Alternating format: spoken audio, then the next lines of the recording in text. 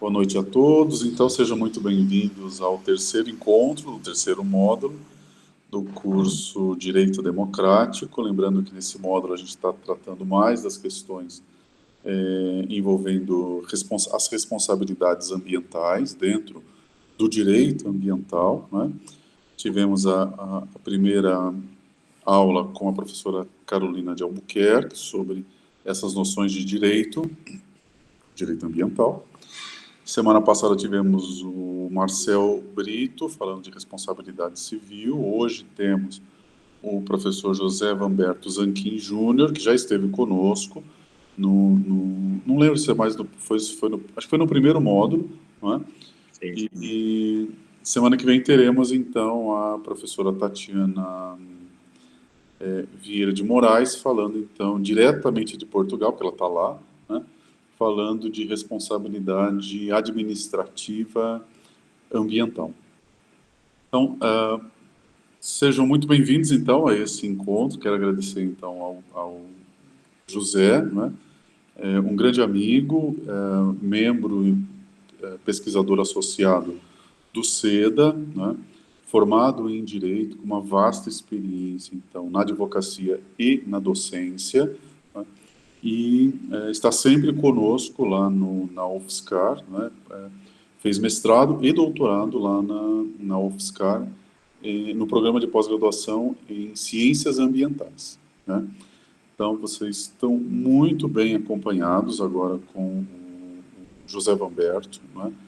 E gosta muito desse assunto de responsabilidade penal ambiental e tem muita experiência como professor de direito ambiental, especialmente de responsabilidade penal ambiental. Obrigado, José, né? Boa aula a todos. Bom, eu primeiramente gostaria de agradecer ao professor Celso, né? Novamente parabenizá-lo pela iniciativa do curso, né? Isso é muito importante, disponibilizar, né, o conhecimento, especialmente no direito ambiental ou no campo do meio ambiente, né? A quantidade maior de pessoas possíveis. Então, parabéns novamente, né? Já estive em outra oportunidade, agradeço novamente o convite e quero cumprimentar todos os alunos que fazem parte do curso. É importantíssimo que vocês se interessem por essa área e por esses conhecimentos. Vou falar um pouquinho hoje com vocês sobre responsabilidade ambiental na esfera criminal, na seara criminal. É lógico que nosso encontro, né, ele tem aí 1h30, aproximadamente, de duração, então a gente não vai esgotar o assunto, a gente vai passar aí uma noção geral para vocês. Acredito que muitos não atuem na área jurídica ou não tenham a formação jurídica, e isso é importante, né, que nós consigamos trabalhar as questões, não só juridicamente falando, ou com a terminologia jurídica. Isso eu procuro pontuar nas aulas e peço que, se eventualmente vocês não sair algum termo jurídico, estritamente jurídico, que não for de conhecimento, podem interromper, podem perguntar, não tem problema algum. Na verdade, a minha atuação aqui é mais para trazer para vocês um pouco do conhecimento e facilitar a compreensão, tá? O professor Celso disse, né, eu sou advogado, milito bastante na área criminal, já trabalhei muito mais, hoje nem tanto, depois eu fui para a área acadêmica, e aí a atuação advocatícia ela acabou sendo um pouquinho esquecida, mas sempre a gente tem as demandas, né? E hoje eu atuo no setor do direito público, né, na área pública, de gestão pública. Então, a parte criminal, mas é uma área que, teoricamente, é uma área de formação que eu gosto muito e que eu leciono há muitos anos em cursos universitários, em faculdades, e gosto bastante. Então, espero que vocês consigam assimilar um pouco dessa ideia do direito penal e afastar um pouco aquela concepção de que nós temos que o criminalista é alguém que só defende bandido e alguém que, de certa forma, trabalha para o mal da sociedade. Que longe disso, né? Existe uma legislação e a gente, para lá ou para cá, para o bem ou para o mal, ela tem que ser seguida. Então, na mesma situação, acontece com o direito ambiental. Quem pratica um crime ambiental merece ser punido? Dentro das suas responsabilidades, sim. Só que também a punição não pode ser além do que está previsto na lei. Nós não podemos pegar alguém como referência para penalizá-lo exemplarmente, como a gente costuma dizer, para que os outros tenham receio, sendo que a lei não permite. Então, é nesse campo, que o advogado, que o profissional da área do direito criminal, do direito ambiental criminal atua. Nós atuamos nos limites da lei. Por isso que é importante que vocês conheçam e que a gente já trabalhe com uma ideia de que são responsabilidades que cabem a qualquer e a todo cidadão.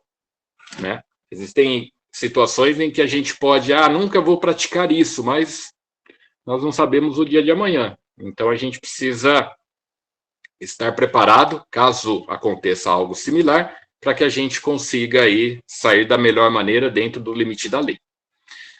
Inicialmente, pessoal, só para vocês entenderem, contextualizar o assunto, antes da gente falar da Lei 9.605, que é a Lei dos Crimes Ambientais, eu preciso passar para vocês um pouquinho dessa noção do direito ambiental, do direito penal, para que vocês consigam entender um pouco mais dessa dinâmica. Porque eu acredito que vários tenham curiosidade de falar, mas espera aí, o juiz tem lá uma pena de 10 a 20 anos, como que ele calcula essa pena? Lógico que a gente não vai falar de cálculo de pena, porque isso demanda aí umas 5 ou 6 aulas, para a gente entrar nas miúças do assunto. Mas por que algumas condutas são punidas penalmente e outras não são punidas? Ou a gente às vezes fala assim, mas o direito, os juízes, a polícia prende, o juiz vai lá e solta. Por que isso acontece? E a gente às vezes, quem é de fora do meio, às vezes fica se questionando. Eu falo isso porque em casa eu sofro não, Eu tenho bastante desses questionamentos. Mas por que acontece isso? Especialmente meu pai. Meu pai, ele não consegue aceitar que existe uma legislação. Ele acha que cometeu algo, tem que ficar preso e ponto, Sempre. Então, mas não é bem assim. Vamos lá. O direito penal, para vocês começarem a raciocinar comigo, ele é um direito que é tido como um direito secundário. Por que eu digo que ele é um direito secundário? Porque ele tem menor importância? Não, claro que não. Ele é secundário no sentido de que, primeiro, as ações, as infrações, tanto na seara ambiental, como na civil, como na administrativa, elas devem ser penalizadas com as sanções civis e sanções administrativas, desde que essas sanções sejam suficientes para reprimir aquela conduta e penalizar aquela conduta. Então, não é toda a ação, toda a conduta, toda a infração que merece ser veiculada, ser tratada na esfera criminal. Por isso que nós dizemos que o direito penal ele é secundário, ele é subsidiário. Ele somente vai repercutir nas questões graves, nas questões que ensejam uma intervenção mais ferrenha do Estado. Quem pode punir no Brasil é somente o Estado. O Estado que eu digo é a União por meio do Poder Judiciário. E aí nós temos as esferas estaduais, depois nós temos os tribunais, enfim, nós temos toda a organização judiciária para trabalhar a aplicação dessa lei. Tá? Boa noite, Iracema. Então, comecem a pensar no direito penal dessa maneira. Não são todas as condutas, não são todas as infrações, inclusive na seara ambiental, que merecem ser tratadas como crime. De repente, houve uma supressão de alguma vegetação, mas será que essa supressão de vegetação ela está enquadrada na Lei 9.605 como crime ambiental? Se tiver, ok, perfeito, vai ter ali a penalidade aplicável a ela. Se não tiver, nós não podemos criar situações. Tá? Então, o direito penal, como um todo, como geral, ele é subsidiário, ele somente se aplica quando as infrações civis e administrativas já não derem mais conta, ou seja, a gravidade é tamanha que é necessário a intervenção mais dura do Estado, que é justamente a aplicação de uma pena que pode levar à privação da liberdade, à restrição de um direito, ou eventualmente, no caso de pessoas jurídicas, que a gente vai trabalhar um pouco isso, a impossibilidade de contratar empréstimos bancários, de participar de licitações públicas. Então, quando houver uma situação grave ao ponto de exigir a intervenção do Estado, o direito penal estará ali pronto para ser aplicado. Tá? Isso nós chamamos de princípio da intervenção mínima do direito penal. O direito penal não vai ficar intervindo na vida das pessoas. As pessoas devem resolver as suas contradições, os seus conflitos. Mas quando não é possível, aí sim o Estado, com a sua mão pesada, né, aplica a legislação penal naquela situação. Tudo bem, gente? Então, primeira ideia que vocês precisam ter é essa. O direito penal, ele é apenas para algumas situações, tá? E quais são essas situações? Como eu sei, como eu fico sabendo que se eu posso aplicar o direito penal ou não para determinado fato? Para isso existe a lei, tá? Quem pode dispor sobre crime no Brasil é somente a União. Então, nós podemos ter crimes tipificados ou descritos em uma lei que seja da competência da União, seja uma lei federal. Então, eu não posso ter uma lei aqui do Estado de São Paulo criminalizando determinadas condutas que a lei federal não criminaliza. Não posso ter... estamos aqui no município de São Carlos, né? Eu sei que vários estão em outras cidades, mas nós não podemos ter uma lei municipal criando um crime. Falando, olha, aqui na cidade de São Carlos nós temos grandes fragmentos, né? Grandes áreas de cerrado. Nós não podemos dizer, olha, aqui para a cidade de São Carlos, nós vamos criar um crime específico para quem, de certa forma, desmatar o cerrado, além do que já existe na lei federal. A gente não pode fazer isso, tá? Porque quem tem competência, quem tem a atribuição de criar os crimes no Brasil é somente a União. Tudo bem? Então, nós vamos lá. Nós temos o Código Penal do Brasil, que nós encontramos crimes lá, e nós temos o Código de Processo Penal, que vai dizer como deve ser processado, como deve ser aplicado o direito penal aos infratores, aos réus. Tá? Pasmem, mas a nossa lei penal, o nosso decreto-lei, ele é de 1940. É o Decreto-Lei 2848 de 1940. Vocês devem já ter assustado do outro lado aí e falar, peraí, como assim? Nós estamos há quase um século da legislação? Sim. Né? Por isso que volta e meia vocês devem ouvir na TV falando que é necessário uma revisão, uma reforma, um novo Código Penal, né? Mas que ele é de 1940, tem alguns dispositivos, vários dispositivos de 1940 que são aplicáveis hoje, até hoje, porém, ele, com o passar dos anos, ele, a cada necessidade, é legislado sobre crimes, lá pelo Congresso Nacional, e o Congresso acaba, de certa forma, remendando esse código, essa lei de 1940. Tá? Então, vocês vão buscar o Código Penal de 1940 e não se assustem. Falar, pô, mas será que é esse mesmo? Será que o Bamberto não está maluco? Será que ele não está falando coisa de outro mundo? Não, é isso mesmo. Tá? A gente vai buscar lá em 1940. E a lei que trata de como o processo deve ser aplicado para aplicação da pena, vamos imaginar numa degradação ambiental. Como que vai ser aplicado a lei para punir o infrator ambiental? Ela é de 1941. É o Decreto-Lei, eu não lembro de cabeça aqui, é o 3689 de 1941. Então, Código Penal, Decreto-Lei 2848 de 1940, Código de Processo Penal, Decreto-Lei 3689 de 1941. tá bom? Novamente, né? Nós tivemos a Constituição Federal em 1988. Essas leis elas foram comparadas ou foram verificadas se são compatíveis ou não com a Constituição. Vários dispositivos foram declarados compatíveis, constitucionais, e elas permanecem vigentes, mesmo nos dias de hoje, em 2023. Tá bom? Então, só para vocês começarem a entender um pouquinho dessa dinâmica do direito penal. Por exemplo, matar alguém, que é um crime que está lá no artigo 121 do Código Penal, foi um crime que foi introduzido em 1940.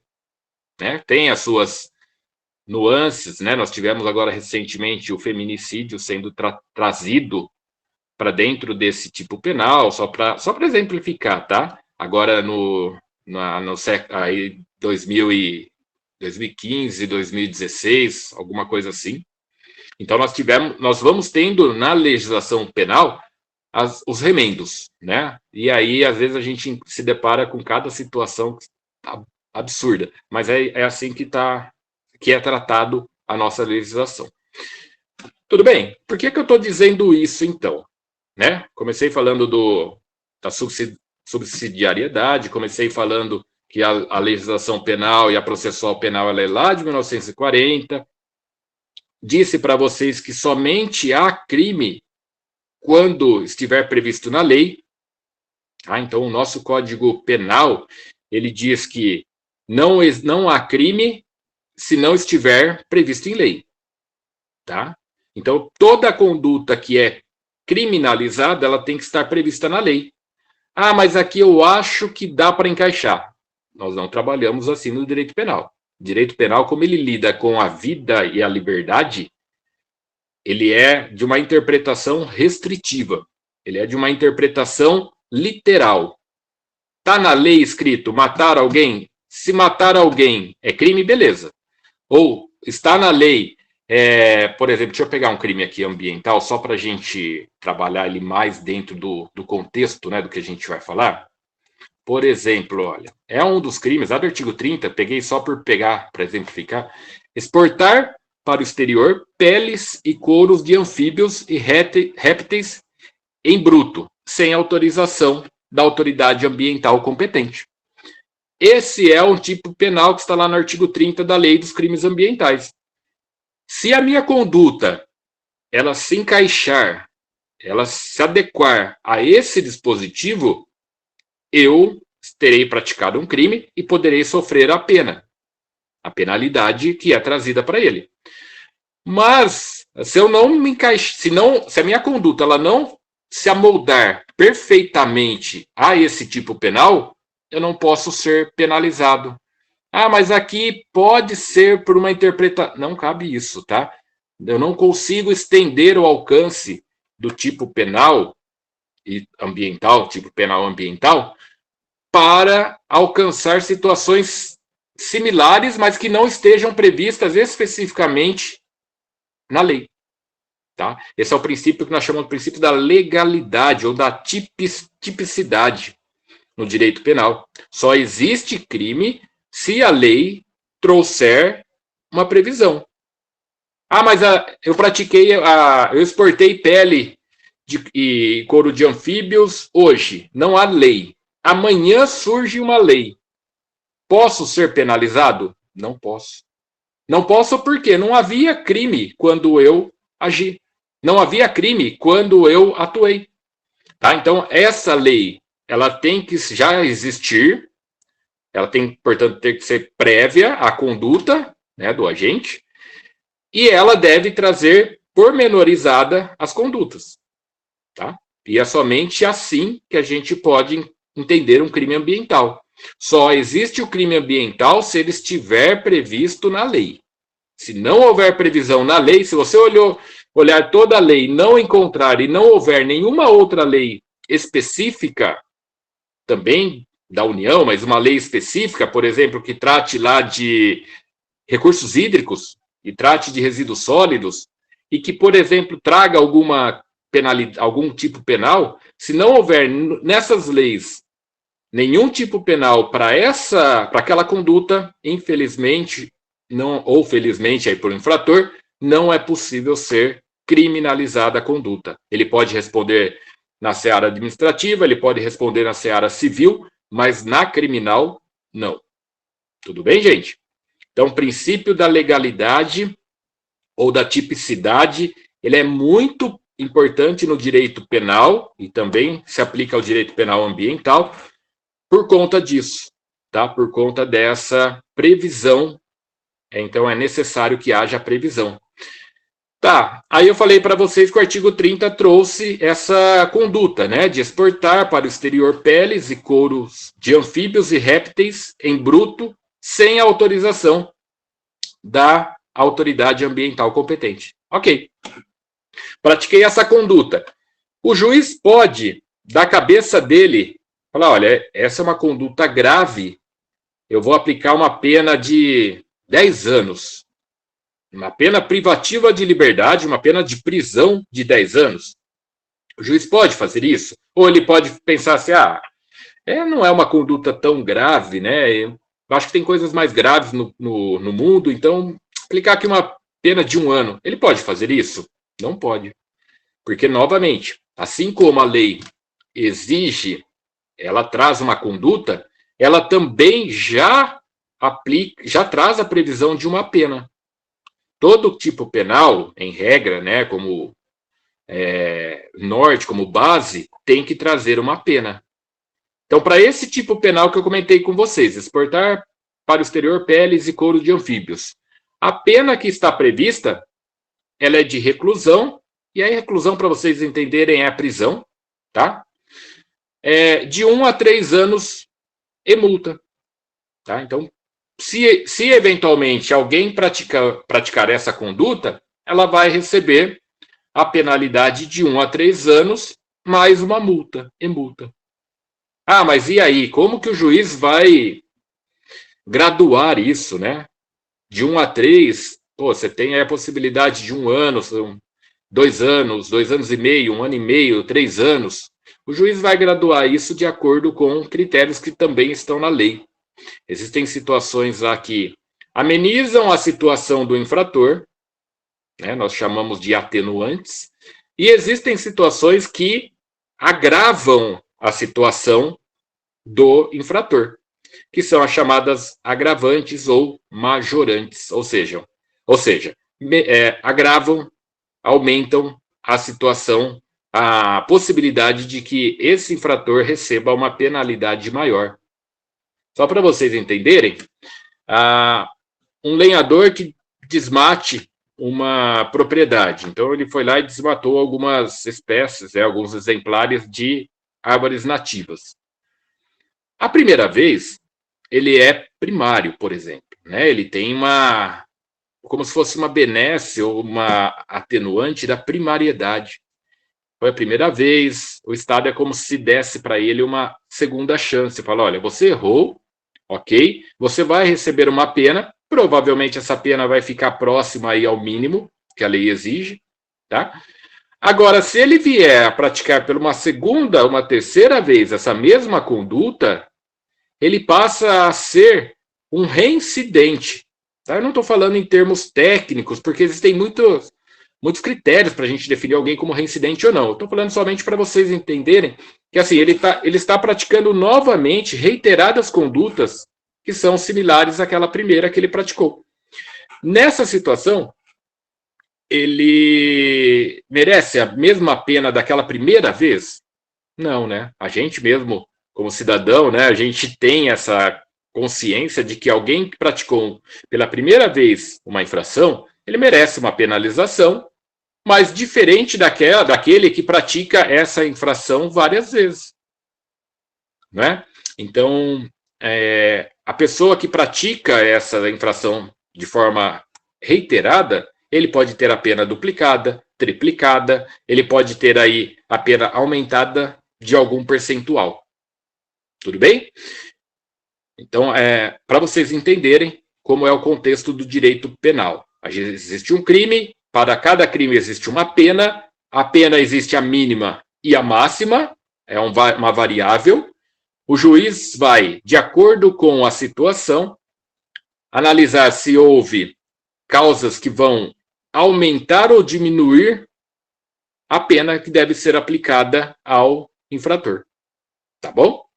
E aí, não se adequando a conduta à lei penal, não há crime. A gente pode falar em responsabilidade civil, vocês viram com o professor Marcel, tenho certeza que ele passou de uma forma muito clara o assunto, né? Eu conheço bastante o professor Marcel, um grande amigo.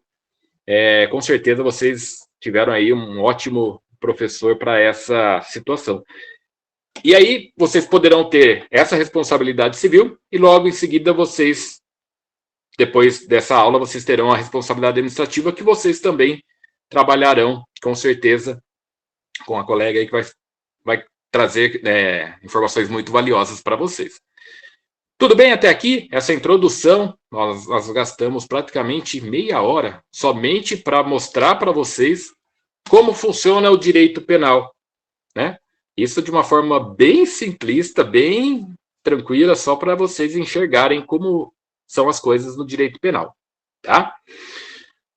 Bom, vamos lá. Vamos trabalhar então agora, nesse restante de aula, né? Nessa 1 hora que a gente tem aí.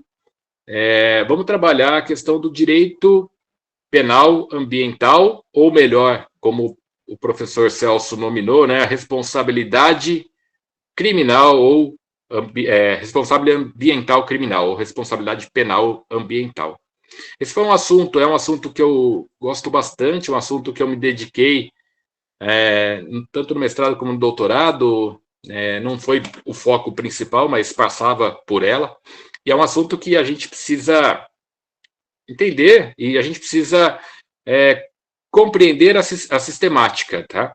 Existe uma lei no Brasil, que é a Lei 9.600, uma lei federal, 9.605, de 1998, que estabeleceu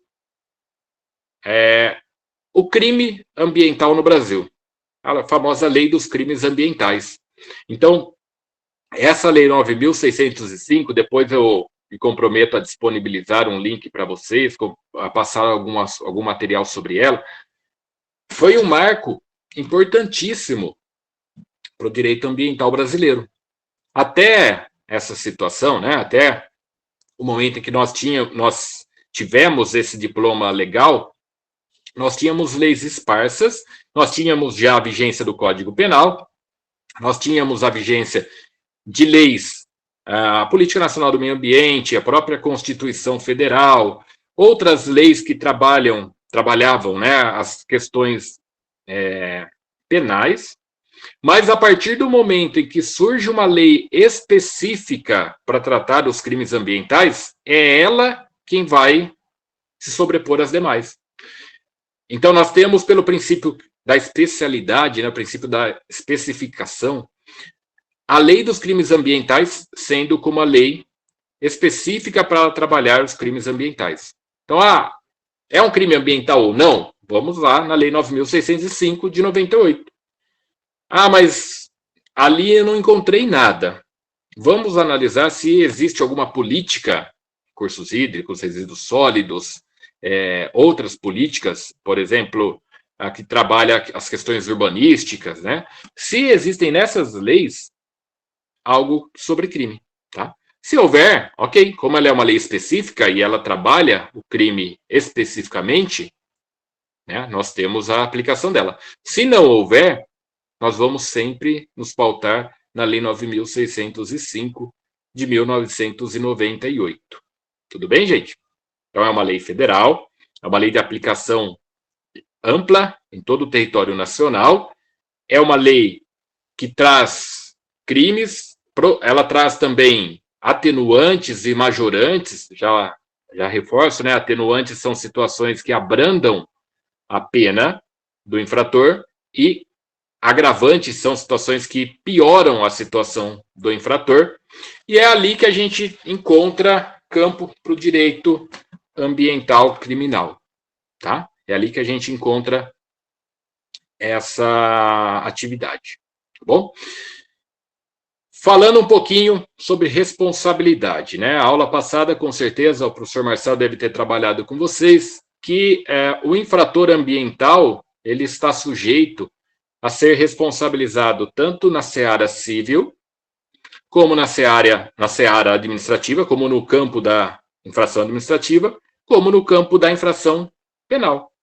Essas três esferas de penalização, elas são independentes. Tá? Então, eu fui pego pescando em período de defeso. Tá? A polícia militar ambiental apreendeu minha embarcação, meus petrechos de pesca, autuou, né, lavrou o auto de infração ambiental, aplicou a multa, eu paguei a multa e tive todos os bens apreendidos. Está resolvido minha situação? Nem sempre. Pode ser que essa infração seja comunicada ao Ministério Público, e aí, essa informação eu acho importante, a quem compete ingressar com a ação criminal ambiental, ao Ministério Público, tá? O Ministério Público, ele é o detentor do direito de ação.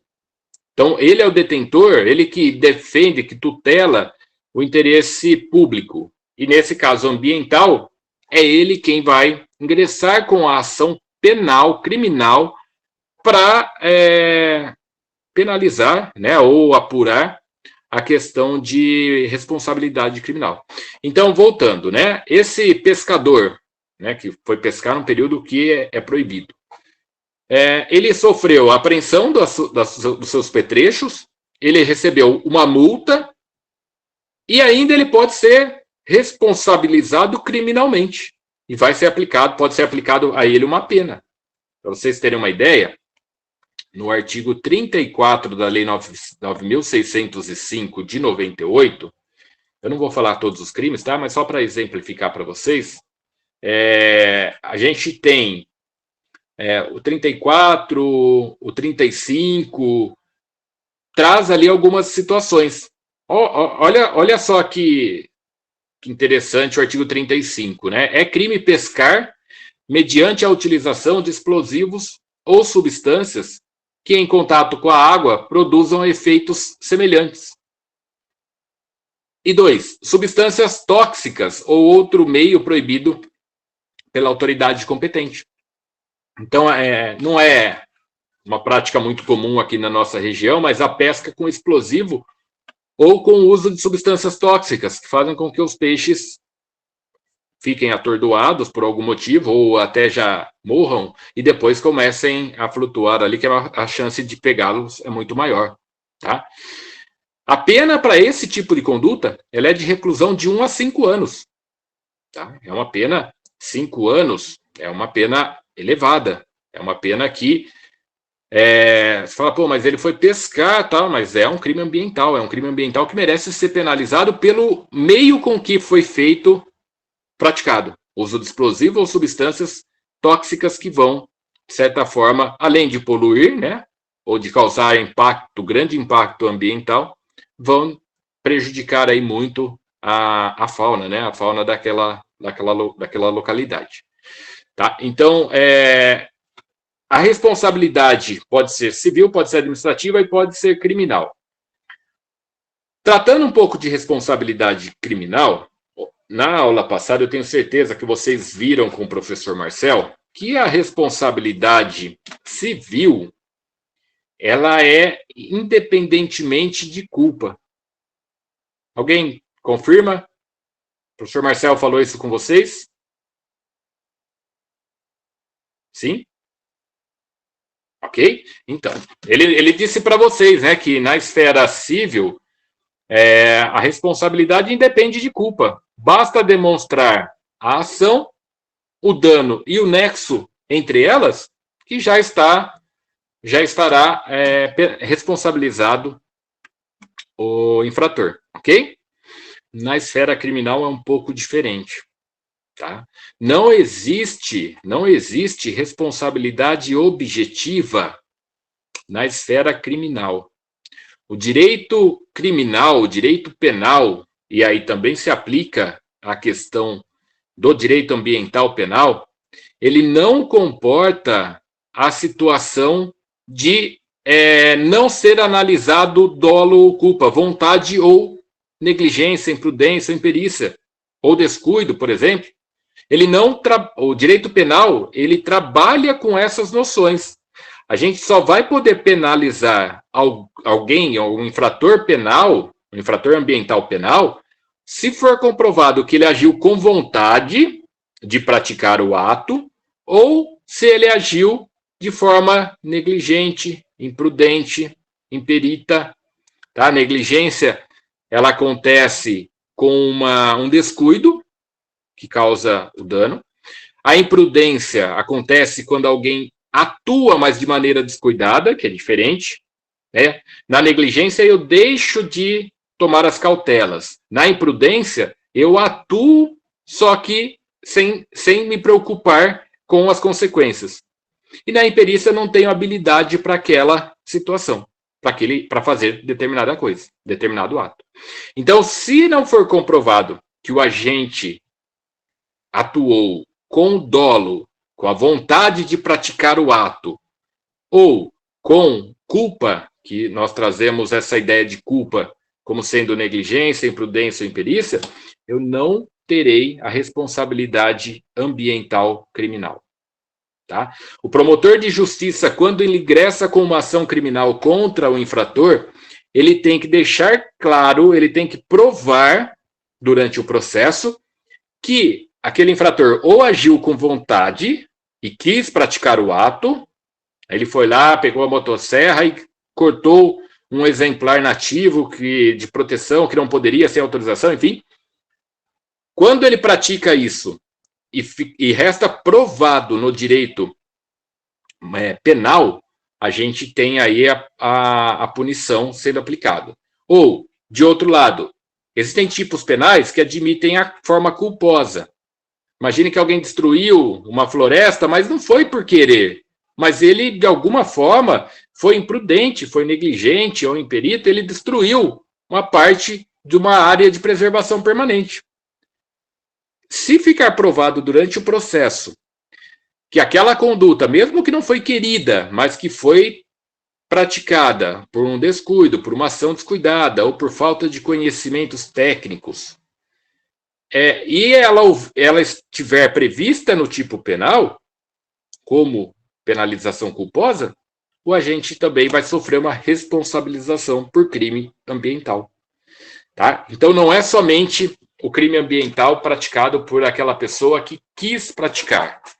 Alguns casos, e aí, isso eu preciso, é bem técnico, mas eu preciso falar para vocês já saberem, somente nos tipos penais que nós tivermos uma previsão de modalidade culposa, somente nesses crimes é que a gente vai poder punir alguém, o Estado, né, vai poder punir alguém por crime culposo, né? O crime culposo é esse que é praticado sem a intenção de praticá-lo, né, sem a intenção de agir. Eu não quero, por exemplo, só para tentar deixar um pouquinho mais claro, você está dirigindo o seu veículo e você acaba passando o sinal vermelho e causa o atropelamento de um motoqueiro e esse motoqueiro vem a morrer, por exemplo. Você quis matar o motoqueiro? Não, tá? Então você não vai ser punido? Não é assim. Se no tipo penal do homicídio, na direção de veículo automotor, que é lá do Código de Trânsito Brasileiro, se houver a previsão de que a modalidade culposa, que é quando você pratica o crime por negligência, imprudência ou imperícia, se houver essa previsão de penalidade, lá você será punido. Agora, se não houver, você não vai ser punido, tá? É um pouco decorrência do princípio da legalidade, né, que eu comentei com vocês no comecinho da aula, mas é uma situação que eu só vou ser punido criminalmente, e também isso se aplica aqui para a lei dos crimes ambientais, se eu agir com intenção, com dolo, que a gente chama de dolo, ou se eu agir com culpa quando o tipo penal trouxer essa previsão. Ficou claro, gente? Eu sei que é um pouco técnico, assim, um pouco bem jurídico, né? Mas para vocês depois lerem a lei de crimes ambientais, vocês vão verificar lá. Se for culposo, a pena será reduzida à metade, por exemplo. Vocês vão falar assim, mas o que é isso, culposo, né? O Vamberto, o José, como o Celso gosta de me chamar também, né? Não disse isso. Não, então acho que, como a gente está fazendo, não é uma aula específica, né? Sobre determinado assunto, eu acho que é interessante passar para vocês o máximo de informação possível para que vocês consigam assimilar um pouco do direito penal ambiental e aí da responsabilidade penal. Tudo bem? Ok até aqui? Ok. Vamos em frente, então, tá? Eu falei para vocês, então, só para exemplificar isso que eu estou dizendo, para vocês falarem assim, o Humberto está tirando isso da cabeça dele. Se alguém estiver acompanhando aí pela internet, e tiver pela internet, assim, todos estão, mas eu falo com a lei aberta, né? O artigo 2º da Lei dos Crimes Ambientais, a 9.605 de 98, ele diz assim: vai ser responsabilizado, né, quem, de qualquer forma, concorre para a prática dos crimes previstos nessa lei, nas penas a esta cominadas. Ou seja, praticou o crime que está previsto na lei, vai responder por ele. E aí vem a parte que eu estou falando com vocês até agora. Na medida da sua culpabilidade. O que é a culpabilidade? É a ação que o agente praticou na hora do crime ambiental. Ou dolo ou culpa. Mas a gente tem que apurar nós não podemos desconsiderar esse elemento dolo ou culpa na responsabilidade criminal, na responsabilidade penal. A gente desconsidera na civil, ok. Lá basta ter a ação ou omissão, o resultado e o nexo, né, a ligação entre a ação, a omissão e o resultado, que já está a responsabilidade civil já está evidenciada. No crime, a gente tem que ter ação ou omissão, nós temos que ter o resultado, nós temos que ter uma ligação entre a ação, a omissão e o resultado, mas ainda nós temos que analisar se o agente que agiu ou se omitiu e praticou o resultado, se ele agiu com vontade ou se ele pode ser responsabilizado por negligência, imprudência e imperícia. Então, nós temos mais um elemento para ser analisado na caracterização da responsabilidade penal ambiental. E é por isso, esse artigo 2º, que vai dizer isso para a gente reforçar essa ideia. Logo no começo da lei. Tá bom? Só para vocês entenderem, então, o que é essa medida da culpabilidade. Tá? E aí, dentro dessa atuação, é que o juiz vai valorar se vai aplicar a pena mínima, se vai aplicar a pena intermediária ou se aplica a pena máxima.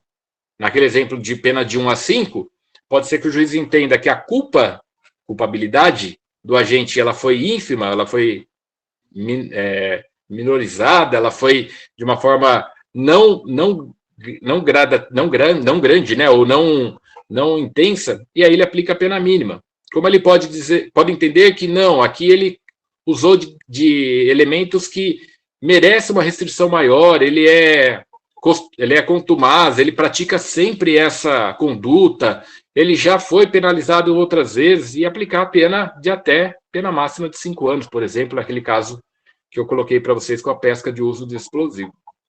Tudo bem? Então, é essa graduação que o juiz faz com base nessa culpa, com base nessa noção de dolo e culpa. Tá joia? Beleza, então. Bom, quem pode ser penalizado criminalmente, ou quem pode ser responsabilizado criminalmente no campo do direito ambiental no Brasil? Isso, gente, tem uma peculiaridade muito grande do direito ambiental, uma inovação muito grande do direito ambiental no direito brasileiro como um todo, quando trouxe a possibilidade de ser penalizado não somente o ser humano, a pessoa física, não somente aquela pessoa que age com vontade, com intenção, mas também ser penalizado o que nós conhecemos como pessoa jurídica. Tá? Vamos pegar o exemplo da Vale. Vocês se recordam, né? Não tão recente, mas acho que coisa de 5 ou 6 anos, talvez um pouco mais, eu não me recordo muito bem. Nós tivemos o rompimento das represas, né? Da área das barragens, lá de Brumadinho, depois de Mariana, enfim, ou Mariana e Brumadinho, né? Não necessariamente nessa ordem. Mas seria interessante somente punir os diretores dessa empresa, da Vale, por exemplo, e não punir a empresa, que é quem detém um capital maior, quem detém a possibilidade de reparar o dano efetivamente. Vamos pegar um outro exemplo, a Petrobras. A Petrobras, ela explora petróleo, né, e derivados em profundidades imensas, assim, grandes profundidades, em grandes áreas, e volta e meia a gente fica sabendo de algum dano ambiental causado por conta dessa exploração. Seria muito insignificante, ou talvez não tão proveitoso ao meio ambiente, se nós apenas penalizássemos com pena de, sei lá, 2 a 5 anos, aí a gente precisaria depois dar uma olhada na pena que o tipo penal traz, mas aplicar, por exemplo, 5 anos de pena de reclusão a um diretor é muito pouco diante do dano ambiental. Por isso que essa lei 9.605, ela contempla a possibilidade de penalização além da pessoa física, além dos seus gerentes, os responsáveis, os diretores, mandatários, né? Além deles, pessoalmente, também a pessoa jurídica. Aí você vai falar assim, pô, mas você está falando em pena de privar a liberdade. Como que você vai privar a liberdade de uma empresa? Não. Existem penas próprias para as pessoas jurídicas. A gente não tem como privar a liberdade de uma empresa que ela não tem o direito de locomoção, né? Ela não tem liberdade de ir e vir, né? Ela é estática. Porém, ela pode sofrer a punição de não contratar com empresas públicas, de não obter financiamento junto ao BNDES, junto à Caixa Econômica Federal, junto a instituições financeiras, de não participar de licitações com o poder público. Então, a pessoa jurídica, ela pode sofrer uma penalização além da pessoa física. Isso é uma grande inovação que nós tivemos no direito brasileiro. Né? Se a gente pensar, o direito penal ele é trabalhado para, de certa forma, aplicar a penalidade quando há a vontade, o dolo ou a culpa do sujeito. Quando a gente pensa em pessoa jurídica, a gente não consegue mensurar a vontade dela como a gente mensura a vontade de uma pessoa física. Né? O professor Celso teve a vontade de criar esse módulo, esse curso. A vontade saiu dele e foi externada claramente. A pessoa jurídica, ela vai, através dos seus atos, demonstrar os seus interesses. Mas a gente não consegue perguntar para ela, olha, você quis fazer isso? A não ser os seus gerentes, né? Mas a pessoa jurídica em si, não. Mas, da mesma forma, ela vai ser responsabilizada quando vier causar um dano ambiental, quando vier a causar um crime ambiental. Então, por exemplo, a Vale ela sofreu punições no campo administrativo, diversas multas, diversas suspensões, enfim. Ela sofreu punição no campo civil, ela teve que indenizar as vítimas, de certa forma, reparar o dano, né, de usar dos seus recursos para a reparação do dano, e também, certamente, sofreu punições na esfera criminal. A Vale como pessoa jurídica e também os seus representantes, os seus diretores. Tá bom? Os diretores a gente apura se agiram com dolo ou culpa, e no caso da pessoa jurídica a gente só apura o contexto, né? A gente só verifica se ela foi a causadora do dano efetivamente e se havia a intenção de praticar o ato, tá? A gente não consegue enxergar nela a vontade natural como a gente enxerga no ser humano. Tudo bem? Então, essa é uma grande inovação no direito brasileiro, a punição da pessoa jurídica para além da pessoa física no campo do direito criminal. Tá? Então, a pessoa jurídica pode ser punida? Claro, pode sim. Ah, mas ela foi punida administrativamente. Ela pode ser punida criminalmente? Pode. Ela vai sofrer prisão? Não. Mas ela vai sofrer outras penalidades. Tá? Aí, quem estiver acompanhando, se vocês olharem ali nos artigos 3º e artigo 4º, a gente vai, parágrafo único, por exemplo, nós vamos ter essa previsão. Tá? Isso, então, é bem pacífico, bem claro, e foi ratificado pelo Supremo Tribunal Federal como sendo viável, possível e adequado à legislação brasileira. Tudo bem, gente? Ok? Bom, visto isso, a gente vai... Eu vou passar de uma maneira bem rápida pela Lei 9.605, a gente não vai analisar os crimes em espécie, porque são vários, mas tem alguns que chamam a atenção. E aí nós vamos falar alguns aspectos processuais da responsabilidade penal ambiental. Tá?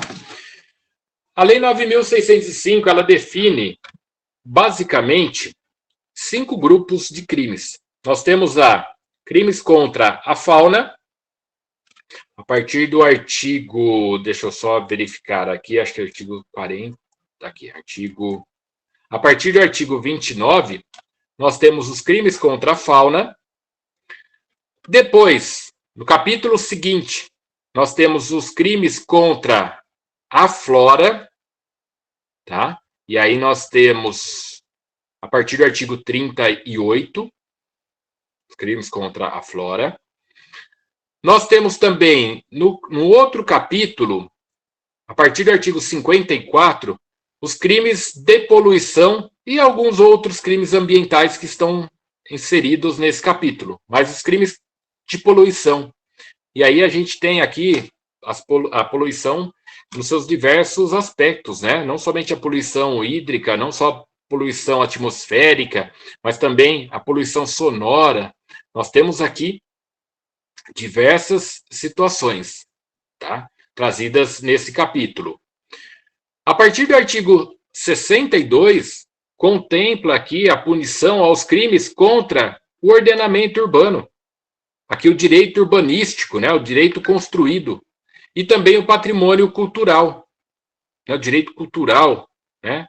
A gente sabe aí que o direito, quando trabalha as espécies, né, de direito que são contempladas pela legislação, nós temos o direito natural, que é o direito que contempla fauna, flora, os aspectos naturais. Nós temos o direito artificial, que é o direito que contempla cidades, ordenamento urbano. Nós temos também depois o direito paisagístico.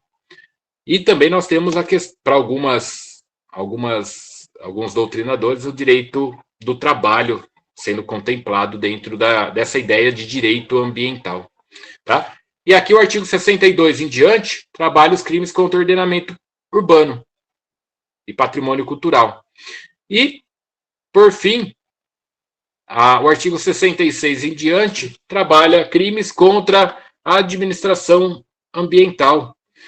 Por exemplo, né, colocar ali alguma informação falsa no procedimento de autorização de licenciamento ambiental, impedir a atuação dos agentes ambientais, enfim, a gente tem diversos crimes que estão ali previstos. Tá joia? Então, esses 5 capítulos, né? Fauna, flora, poluição. Depois a gente tem o patrimônio, o ordenamento urbano, patrimônio cultural e a administração ambiental, são os crimes que são os tipos penais que estão previstos na legislação 9.605 de 98. Tá joia? Para vocês conhecerem um pouquinho dela, eu vou falar um ou outro artigo aqui, só para vocês familiarizarem um pouco mais, né? O artigo 29, por exemplo, é um dos mais frequentes. Matar, perseguir, caçar, apanhar, utilizar espécies da fauna silvestre, nativo ou em rota migratória sem a devida permissão. O que é isso, né? A caça. A caça é ilegal. A caça, né? A matança, a perseguição, apanhar espécies.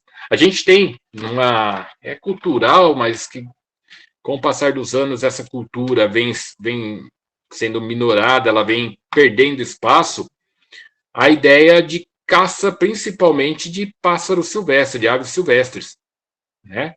Se a gente pensar num passado não tão distante, nós tínhamos diversos pássaros sendo aprisionados em gaiolas, em viveiros, enfim, a matança de animais. E isso, com o passar dos anos, e aí a gente percebe o trabalho intenso da Polícia Ambiental, Militar Ambiental, e também dos órgãos de fiscalização. Com o passar dos anos, essa atividade ela vem caindo e ela vem regredindo com significativa importância. Eu tive a oportunidade, durante o meu mestrado, de ficar por quase 4 meses, não diariamente, mas semanalmente, participando do procedimento do atendimento ambiental junto à Polícia Militar Ambiental aqui na cidade de Araraquara. E ali era muito comum, né, a cada dia nós verificarmos a questão de pássaros silvestres, aves silvestres em cativeiro. Eu acho que, sem sombra de dúvidas, foi um dos crimes mais comuns, as infrações mais comuns. Ali a gente apurava, né, apenas a conduta e a responsabilidade administrativa. Vocês verão isso a semana que vem no próximo módulo, né, desculpa. Mas, certamente, aquele auto de infração ambiental, ele, a depender aí da situação, ele seria encaminhado, ou ele é encaminhado ao promotor de justiça, para que ele apure se é o caso de ingressar com ação criminal ou não contra o infrator. E por algumas vezes eu me deparei com o infrator dizendo que onde ele morava era comum, e nunca ninguém fez nada, né? Nós tivemos em 2014, com o procedimento ambiental criado aqui no estado de São Paulo, nós tivemos uma intensificação muito grande. Isso já vinha sendo praticado, mas nós tivemos uma atividade muito intensa da Polícia Militar Ambiental e dos fiscais, né, da CETESB, da Secretaria do Meio Ambiente, na autuação das infrações. E aí, isso repercutiu bastante, né? Foi muito importante nesse desempenho da atividade. Então, a gente tem esse artigo 29, por exemplo, a pena dele é de detenção de 6 meses a 1 ano e multa. Aí você fala, pô, mas você vai ter um pássaro silvestre e com uma pena de detenção de 6 meses a 1 ano, não é muito pouco? Existe uma crítica muito grande, né, dos estudiosos da lei penal ambiental nesse sentido. Algumas condutas, elas possuem uma punição tão pequena ou tão insignificante que o sentido da lei penal não é alcançado. Porque nós não temos a lei penal, e aí serve para ambiental, nós não temos somente na lei penal a ideia de repressão. Não é apenas a ideia de punir, de punição. A lei penal, ela, lógico, vai aplicar a punição, mas ela também tem que trazer aquela prevenção para que os fatos não aconteçam novamente. Então, quando alguém é punido, isso serve como exemplo para que outras pessoas não pratiquem. Ou para que essa pessoa que acabou de praticar o fato, para que ela não volte a praticá-lo. E aí a crítica muito grande sobre a lei dos crimes ambientais se deve por conta da punição. O meio ambiente, ele é de tamanha importância que talvez mereça, certamente merece, uma punição maior, tá? É lógico que o direito administrativo e o direito civil, eles buscam uma reparação do dano, que isso é, sem sombra de dúvidas, a face mais importante do direito ambiental. Mas penalizar o infrator ambiental com, eventualmente, uma pena de prisão, ou, eventualmente, uma pena de restrição de direitos, ou prestação de serviços à comunidade, é muito comum, como as penas são baixas, com raríssimas exceções, como as penalidades são baixas para os crimes ambientais, é muito... tá, eu vou comentar sobre isso, só um minutinho.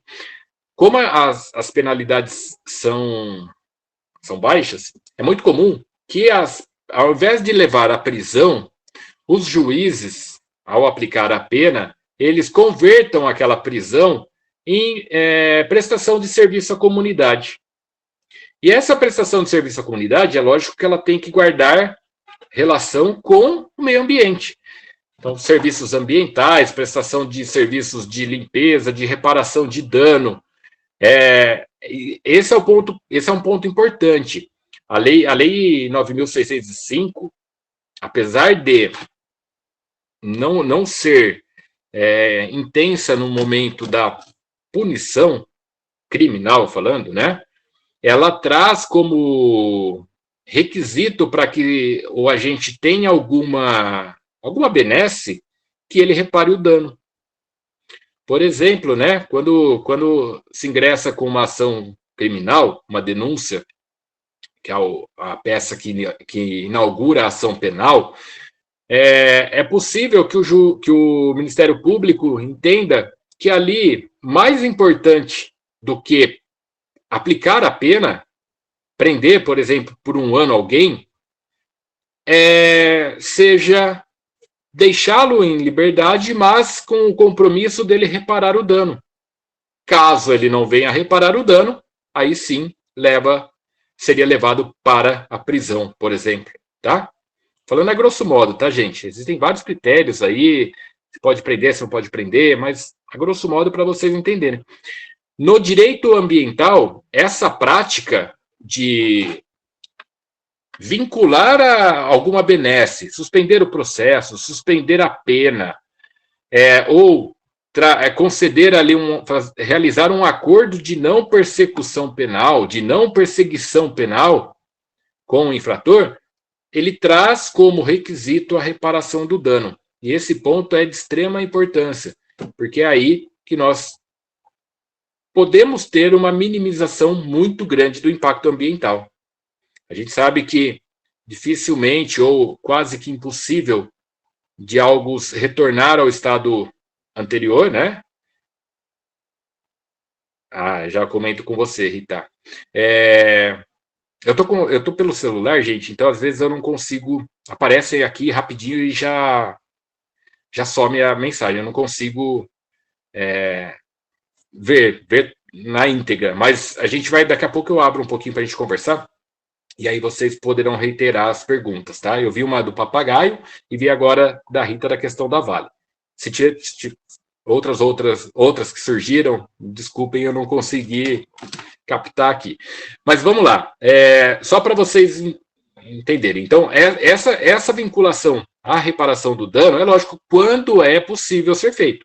Por exemplo, o sujeito foi pego caçando, e ele estava ali com 3 capivaras mortas. Tem como reparar esse dano? Você vai conseguir trazer de volta a vida de uma capivara? Não vai. Mas você pode prestar serviços ou, eventualmente, pagar dinheiro, né? Pagar verbas, recursos, para que projetos ambientais venham a ser desenvolvidos, praticados com o proveito da sua pena. Claro que sim. Então, tem situações que a gente não consegue enxergar a reparação in natura, né? A reparação na mesma vertente, tá? Porém, em alguns casos, sim, né? Se você eventualmente tem ali um desmatamento de uma área que não seja uma área muito grande, que o impacto é muito bem dimensionado, você consegue ter um grande êxito na reparação. Tá? Aí, aproveitando o gancho, né, acho que foi a Rita que perguntou da Vale, depois eu volto aí à questão do papagaio. Não dá para nós falarmos que a Vale vai conseguir, ou sinceramente, eu não acompanhei os últimos desdobramentos da reparação da Vale. Mas não dá para a gente imaginar que ela vá conseguir colocar as coisas em ordem como era antigamente, antes do rompimento. Tá? Mas, com certeza, ela tem que agir, ela tem que reparar o dano para conseguir voltar à atividade de mercado, voltar ao seu empreendimento nas condições de concorrer em licitações, enfim, de tomar crédito público. Ela tem que reparar o dano que foi causado à família das vítimas ou, eventualmente, às pessoas que sofreram alguma debilidade com os impactos dos rejeitos, aos pescadores que vivenciavam aquela situação. Mas eu não sei dizer, eu não me recordo, eu acredito que não, se foi decretada a prisão de alguém por conta daqueles danos. Eu acredito que a pena privativa de liberdade, que é a pena de prisão, ela foi convertida em serviços à comunidade ou serviços ambientais. E esses serviços ambientais, eles podem ser os mais variados possíveis.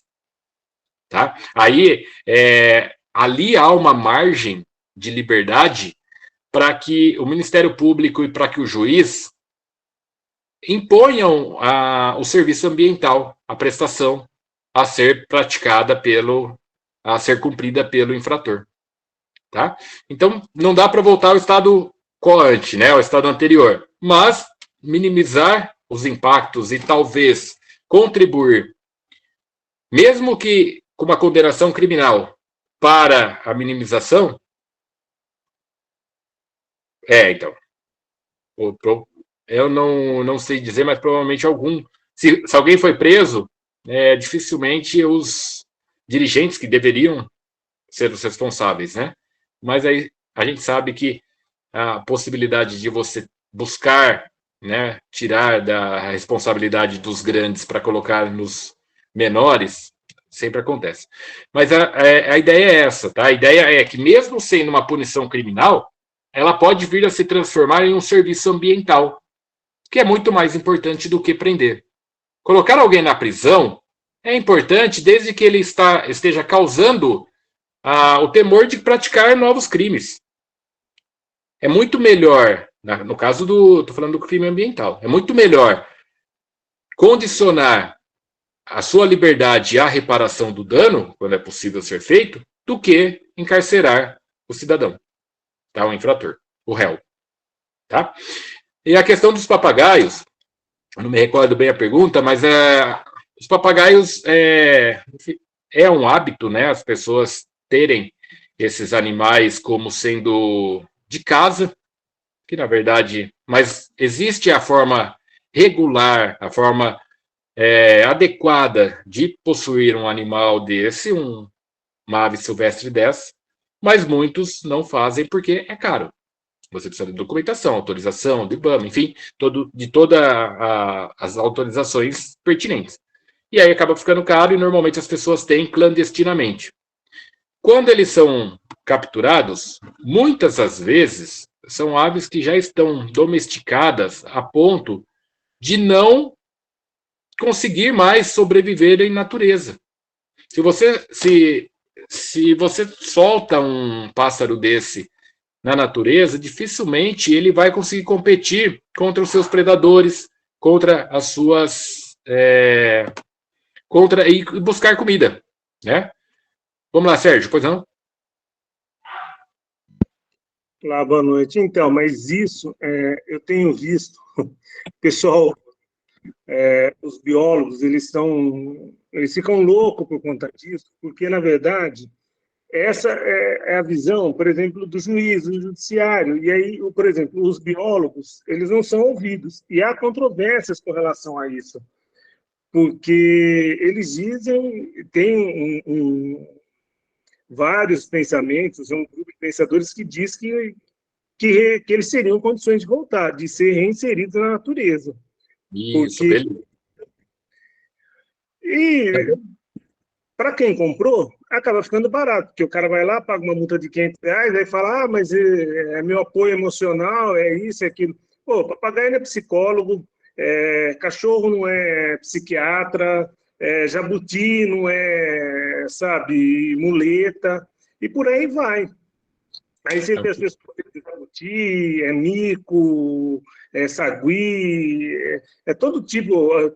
O caso mais clássico, aquele sem noção lá, com a tal da capivara e outros animais, entendeu? Ganhando dinheiro, capitalizando em cima disso. E aí você fala, não tem que deixar, tem que tirar. Eu concordo com Só para encerrar, eu morei em Teresina, tinha uma feira, todo mundo conhecia, o Ibama toda semana estava lá, chamava Feira dos Pássaros. O que eles começaram a fazer? Quando eles faziam uma apreensão em ônibus, porque os caras, sabe aqueles canudos que, quando a gente era criança, vendia amendoim? Os caras enfiavam passarinho ali dentro de caixa. Você imagina 150 filhotes de passarinho dentro daqueles canudos. Quando eles pegavam, de 100 tinha 2 vivos. E aí, o que eles começaram a fazer? Não achava o dono? Bom, de quem tem dono, não tem dono? Então, multa na empresa de ônibus. Começaram a meter multa na empresa de ônibus. Aí, a multa começou a ser pesada em cima das empresas de ônibus. Aí, as empresas de ônibus começaram a tomar outra postura, porque os caras pegavam lá para trazer. Aí, uma vez, um cara me abordou e falou, queria me vender um filhote de tamanduá por R$50. Eu concordo contigo e assim, eu acompanhei muito esse tempo que eu fiquei ali na Polícia Militar Ambiental, o trabalho deles é algo que me chama muita atenção, eu sempre fui um amante da natureza, né? Sempre gostei muito disso, e a questão que você disse muito bem, os biólogos têm essa vertente, né? É preciso um processo de reinserção, é um processo longo de readaptação dessa ave que foi acostumada com a alimentação sendo disponibilizada para ela sem ela ter que buscar, e com um tipo de alimentação que é totalmente diversa do que ela vai encontrar na natureza, né? Hoje em dia a gente sabe, muitos dão bolacha, dão arroz, enfim, dificilmente ele vai encontrar isso na natureza. O problema que eu via, e isso conversando com os policiais ambientais, é a questão de superlotação, ou às vezes, de local adequado para fazer essa readaptação. Aí você vai dizer assim, mas a gente tem que buscar meios, eu concordo contigo. Se vier esse questionamento, eu concordo. Mas a gente precisa ter políticas públicas para que isso venha a ser, de certa forma, implementado. E aí vem a questão, né? Eu já me deparei várias vezes no Poder Judiciário com o Poder Judiciário validando a posse, e aí ficando responsável pela ave, por exemplo, ao seu proprietário, ao seu dono, por entender que, por conta do período de tempo, por conta da convivência, dificilmente nós teríamos a possibilidade de reinserção. É lógico que os questionamentos técnicos, né, de biólogos, veterinários, às vezes não são levados em consideração, principalmente pelo judiciário. O judiciário, às vezes, fecha os olhos, realmente, e prefere dar a guarda do animal, né, da ave, para o proprietário para resolver o problema dele, para resolver ali um processo. Mas nem sempre ou nem nunca é, a questão mais adequada, a forma mais adequada, tá? Mas é uma prática que a gente vê muito acontecer, né? Há bastante casos de aves. Eu me deparei com uma situação que eu jamais imaginei para nossa região aqui, que são as rinhas de galo. E para mim isso aí era algo que não existia aqui na nossa região. E para minha surpresa, é muito comum, muito comum. Muito comum a ponto de existir um comércio muito forte sobre isso. E aí eu via lá, chegava a autuação de 10, 20, 30 pessoas que estavam todas participando da rinha de galo. As esporas eram apreendidas, enfim, as imagens que chegavam nos autos de infração ambiental, não dá para a gente acreditar que alguém possa, né, se valer de uma cultura cultura nem digo cultura, mas de uma diversão dessa, ver uma ave, né, toda adaptada, porque as esporas todas de metal, todas muito perfurantes, matando as outras. E era a multa aplicada aqui era de R$90 mil para cada infrator. Só que aí você se depara com uma outra situação. E aí eu estou falando agora do cunho processual, R$90 mil. Normalmente os infratores que se apresentavam eram pessoas que não tinham grande poder aquisitivo. O que acontecia? Essas multas eram enviadas para os sistemas de cadastro de inadimplentes e ficavam lá sem pagamento.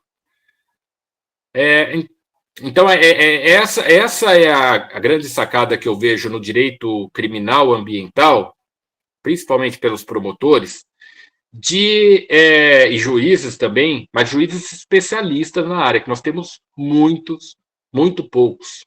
Grande parte dos juízes, eu conheço vários, eu dou aula com alguns, eles não conhecem nada sobre direito ambiental. E aí eles precisam julgar os casos ambientais. Tá? Aí quando vai para a Câmara em São Paulo, um recurso, por exemplo, aí lá nós temos uma Câmara especializada. Aí, nessa Câmara, são pessoas que detêm o domínio, né, do direito ambiental. E aí essa ideia de trazer, ao invés de punir com prisão, trazer formas de reparação do dano ou de serviços à comunidade, penas restritivas de direitos, ela se mostra muito mais interessante para o campo ambiental do que a prisão. Talvez essa seja esse tenha sido um dos motivos. Esse tenha sido um dos motivos das penalidades não serem tão elevadas quanto a prisão. Tá? Então, gente, basicamente, o que eu queria demonstrar para vocês é essa importância do direito penal ambiental, falar para vocês que existe a Lei 9.605, que é a Lei dos Crimes Ambientais. Essa lei, apesar de ser de 98, ela é tida como que não é, para quem é do direito, sabe que não é tão antiga, né? Já visto, nós temos o Código Penal de 1940. Né? Então, é uma lei que foi um marco muito importante. Ali vocês vão encontrar vários crimes, e aí é interessante, depois do momento que vocês tiverem 5 minutinhos ali de descanso, dê uma passada de olhos lá, é interessante, tem bastante coisa legal para vocês conhecerem. E a ideia era mostrar um pouquinho de como infrator ambiental receber título de honores. Enfim, né? A gente tem essas incoerências dentro do nosso país. Mas, assim, foi demonstrar um pouco sobre o direito ambiental criminal para vocês. Agora vocês viram a responsabilidade civil, a responsabilidade ambiental, e fecharão o terceiro módulo com responsabilidade administrativa. Aí sim vocês terão uma visão geral de como pode ser reparado um dano nas 3 esferas de indenização civil, na criminal, com essa ideia de punição, mas não só punição, também como medidas preventivas, e também agora com essa ideia de reparação, e na esfera administrativa com as penalidades administrativas de multa, de interdições, enfim, vocês verão muito bem na próxima aula. Alguém tem alguma curiosidade, alguma dúvida, alguma pergunta? Ficou algum ponto que vocês gostariam que eu esclarecesse, que eu reforçasse com vocês?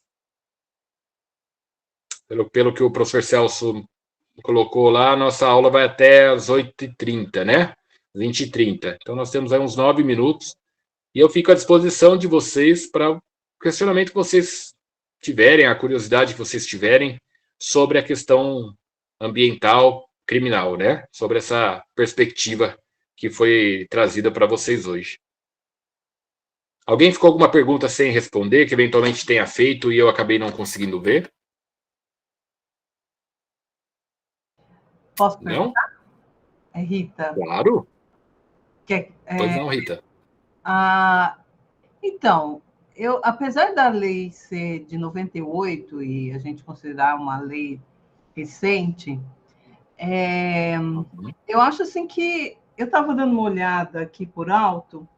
Eu acho que ela não faz ainda assim uma grande distinção entre a exploração de grandes empreendimentos, né, com um cara que pega um papagaio.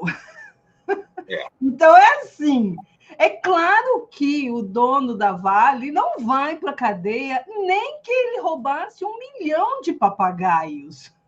Ele não vai, porque a lei é coberta. E em se tratando de uma lei que foi sancionada pelo Fernando Henrique Cardoso no contexto de acirramento do neoliberalismo, não dá para pensar nada muito diferente disso. Então, assim, porque, olha, nós estamos... Quanto tempo faz que houve as duas quedas de barragem? Tem famílias que não receberam nada, nem foram atendidas no processo de emergência.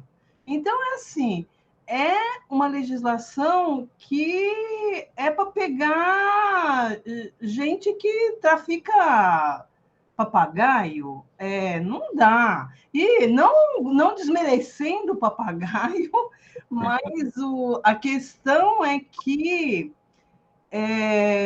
o que é relevante são aqueles grandes traficantes que mandam para a Europa, né, os nossos animais silvestres, para servir de luxo para uma classe que paga muito.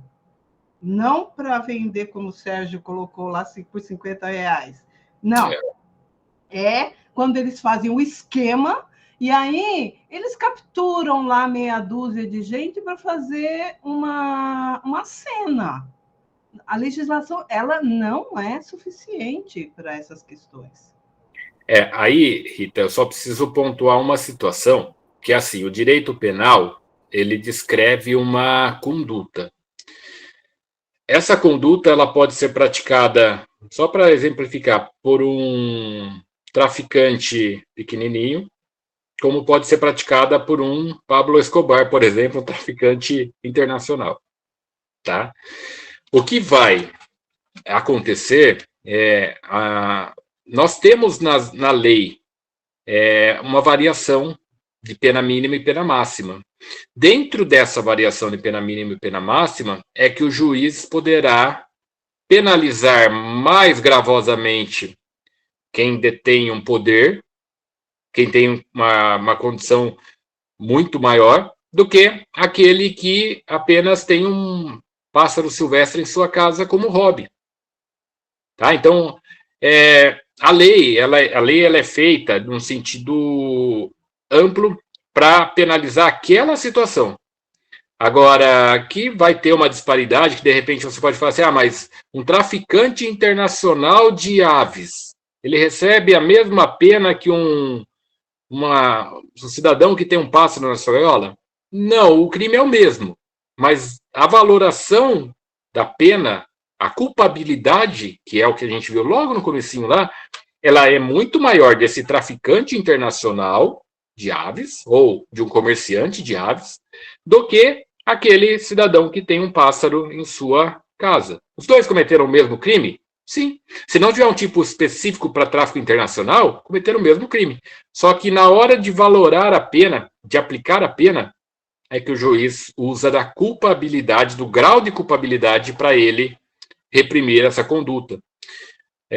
Nós não temos no direito penal penas, crimes para, por exemplo, só para exemplo, traficantes pequenos e traficantes grandes quadrilhas. Nós temos situações que agravam. Então, olha, a pena é de 1 a 5 anos, mas se for praticado por 2 ou mais pessoas, tem um aumento de pena. Se for praticado em grupos em organização criminosa, enfim, tem uma outra qualificação. Pode somar 2 ou 3 tipos penais para aumentar essa pena. É possível ter a compatibilização de 2 ou 3 dispositivos penais para que essa pena venha a ser majorada, desde que haja a incidência em todos eles, tá? Então, é dessa forma que o direito penal atua. Eu queria chamar a atenção de vocês, aproveitando, vocês se recordam que, eu acho que foi no ano de 2020 ou 2019, nós tivemos uma reportagem mostrando um canil onde vários cachorros, acho que era da raça, não era da raça Beagle, enfim, era um canil que se destinava à procriação desses cachorros e vendas, né? E aí esse canil foi visto lá que os cachorros eram desnutridos, enfim, passavam por situações muito degradantes. E aí o Congresso Nacional o que fez? Pontualmente acrescentou no artigo 32 um parágrafo 1º da Lei dos Crimes Ambientais. Então, a nossa Lei dos Crimes Ambientais, e isso acontece com o direito penal, o Código Penal, ele vem sendo remendado pontualmente. Aconteceu determinado fato, vamos apertar a situação aqui. Aconteceu outro fato, vamos apertar a situação ali. E isso vai causando um remendo numa legislação que, às vezes, ela perde o sentido.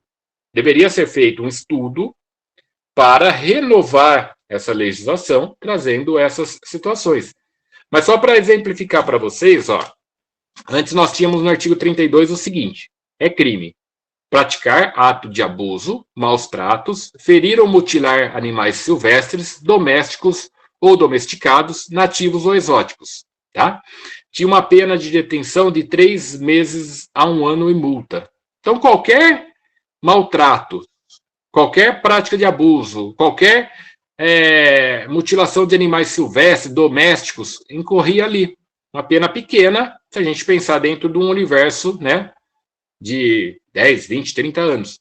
O que aconteceu? Em 2020, houve uma lei, a 14.064, que ela incluiu nesse artigo o parágrafo 1º A, que diz assim: quando se tratar de cão ou gato, a pena para as condutas descrita no caput, ou seja, lá na cabeça do artigo, será de reclusão de 2 a 5 anos, multa e proibição da guarda. Né? Nós temos muitos casos de pitbulls que são cortadas as orelhas e o rabo.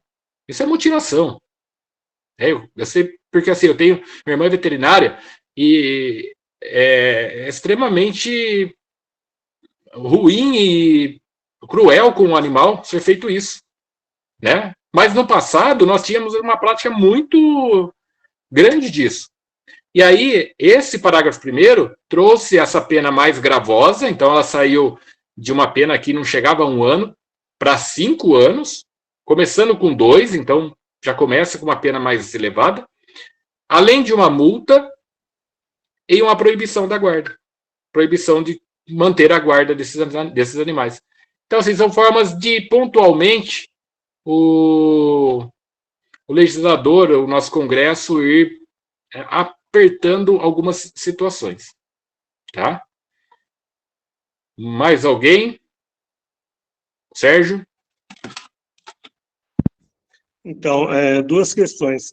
A nossa legislação, ela tem uma tendência a nunca ser reparadora, ou seja, sempre ser punitiva. Então, eu me lembro, eu não vou lembrar o nome, não é o japonês da Ioki, mas aquele outro caso daquele menino que foi sequestrado, porque os caras acabaram enterrando a criança, acho que no quarto do filho de um dos sequestradores lá, e aí o pai dele fez uma campanha pela pena de morte. Então, cada vez que você tem um crime bárbaro, você tem esse apelo da sociedade, aquele discurso, tem que aumentar a pena disso, aumentar a pena daquilo, tal. Ou seja, você nunca pensa na reparação.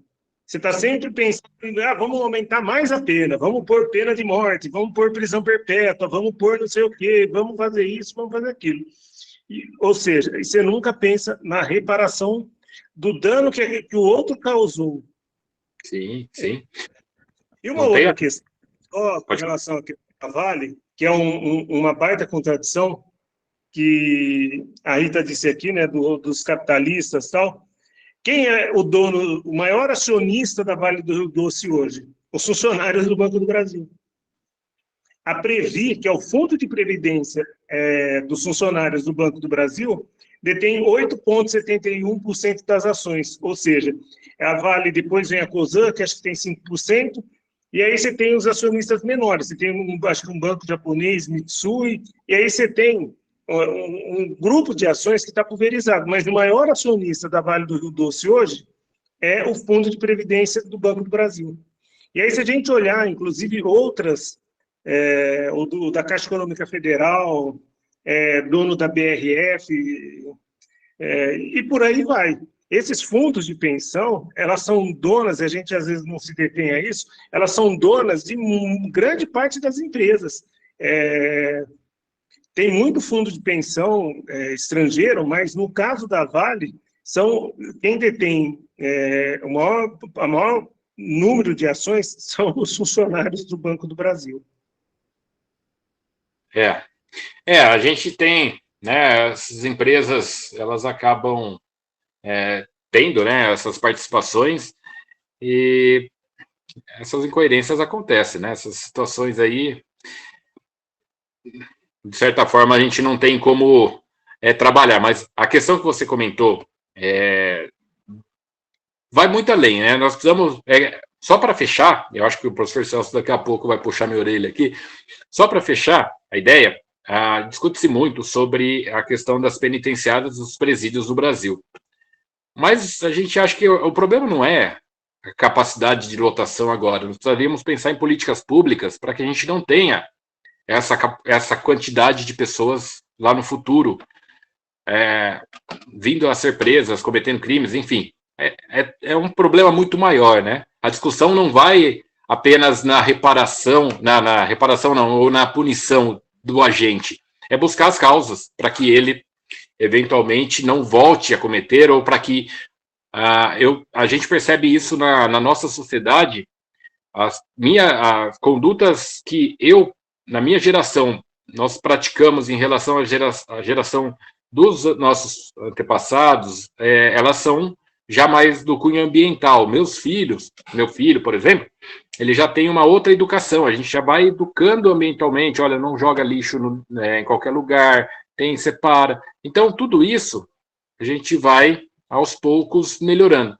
Agora, precisa ser realmente uma política pública forte para que a gente combata na raiz, não só na situação, não só na situação de punição, que é o que a sociedade na hora clama, né? Tem que prender, tem que punir, tem que prender. Mas não é isso somente, né? Tá bom? Mais alguém, gente? Rita? Eu de novo. Desculpa. Não, mas é que assim, realmente a gente não deve só prender. E, na verdade, quem está sendo preso, a gente sabe que não que é a grande estrutura da nossa sociedade, que é a que a gente tem.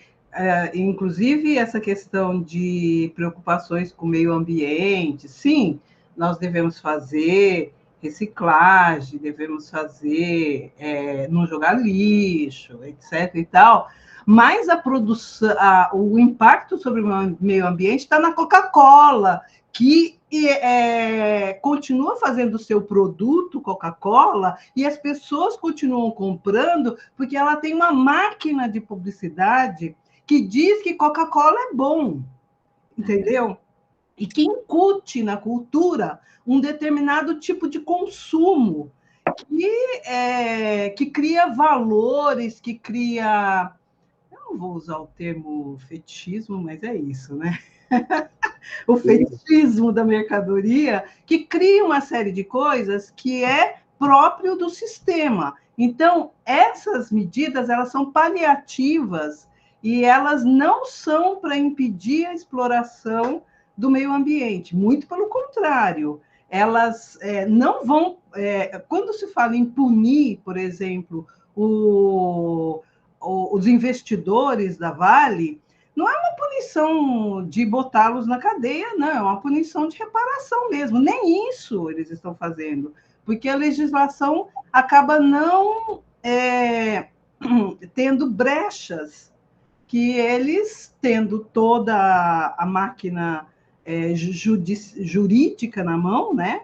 Recursos para isso, eles não vão ser. Então, assim, a gente tem que fazer uma luta em que a população, por isso que esse curso ele é muito importante, que a população se engaje na mudança de orientação da sociedade. Então, a atual orientação da sociedade é de exploração do máximo que tem da natureza para gerar o máximo de lucro para um determinado grupo, porque isso não é redistribuído, né? E assim nós vamos nessa... então, assim, a gente, obviamente, não vai conseguir mudar isso tão rapidamente, mas a gente tem que entender como é que estão as nuances de toda essa estrutura jurídica. Né? A gente tem um grande problema do judiciário, né? Isso não tem a dúvida, da morosidade, enfim, da toda a legislação. Mas a gente, aos poucos, vai percebendo que nós estamos buscando produtos que são com certificação ambiental. Cada vez mais a gente... É uma mudança, não é da noite para o dia, né? Foram 500 anos pouco mais de 500 anos de Brasil, que a gente não vai conseguir mudar isso tão recente. Mas tenho convicção e acredito que nós vamos produzir no futuro, né, algo mais sentido sustentável, com uma qualidade melhor. Se a gente pensar em 50 anos atrás, 100 anos atrás, a produção mudou muito, né, e o apelo ambiental, aos selos ambientais, isso cada vez é mais exigido, né, a não crueldade com os animais, enfim. É uma discussão que a gente pode depois pegar em um outro dia com o professor Celso, verificar uma possibilidade, a gente coloca alguns argumentos, né, que senão daqui a pouco o professor me corta e... porque essa aula esse debate vai muito longe, né?